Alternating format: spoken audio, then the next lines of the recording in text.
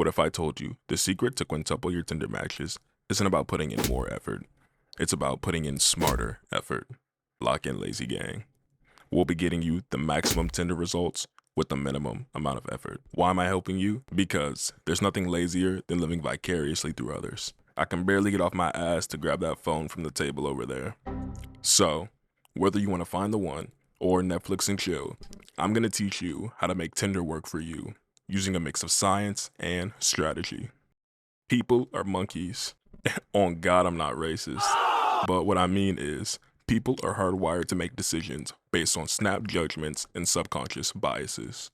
My goal for this video is to teach you how to exploit these biases by leveraging tools like the peak end effect, color theory, and other psychological tips. We're really about to outsmart the algorithm, hack human behavior, and transform your Tinder game from trash to Hall of Fame. But first, let's start off with the essentials. First, you're going to create a profile. Then you scroll through other people's profiles.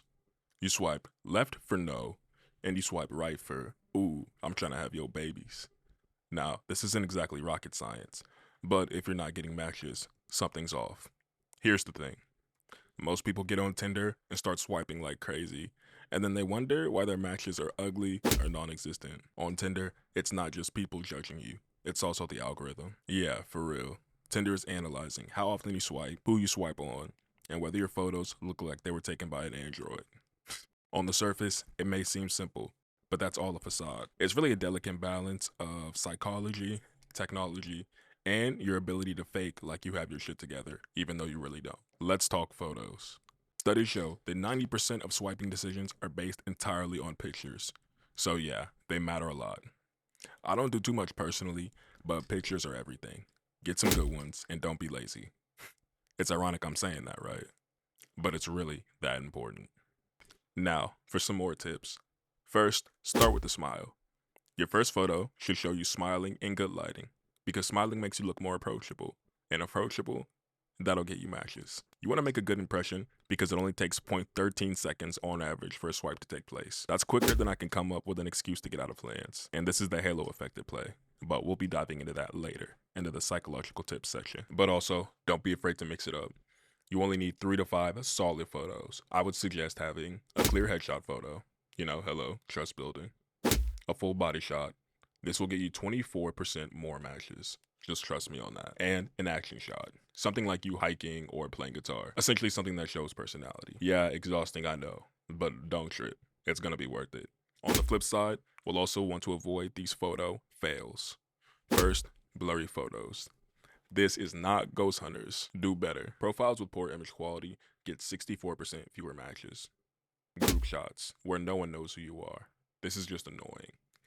If you can't figure out who it is in the photo, that's almost an automatic nope for me, and 22% of users agree.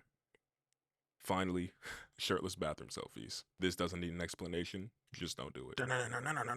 Lazy hack. If you're too lazy to make a decision, let Tinder's smart photo feature pick the best performing picture for you.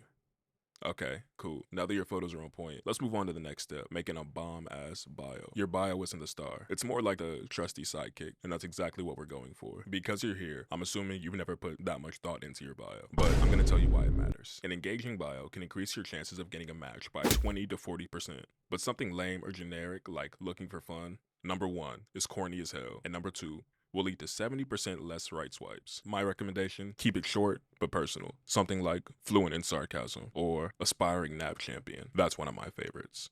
Also, you want to show personality. Let's say something like, let's make bad decisions together and laugh about them later. This goes without saying, but don't leave it blank. Don't just throw something lazy in there like I would. Put some thought into it. A trash bio screams, I'm not trying. Not trying and being lazy are completely different. I will never advocate for not trying. All right, y'all, are you hearing me?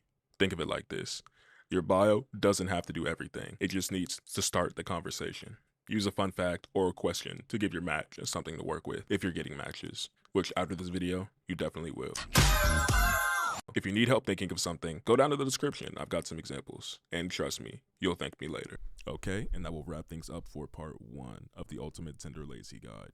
Make sure you come back later this week for part 2. Leave a like and subscribe if you thought this was good. This is my first video, so many more to come, so I'm very excited. My laptop is just very old, and Final Cut is breaking down almost every time I start to use it. So keep that in mind. Come back, like and subscribe. Thank you. And this is Lazy Larry, out.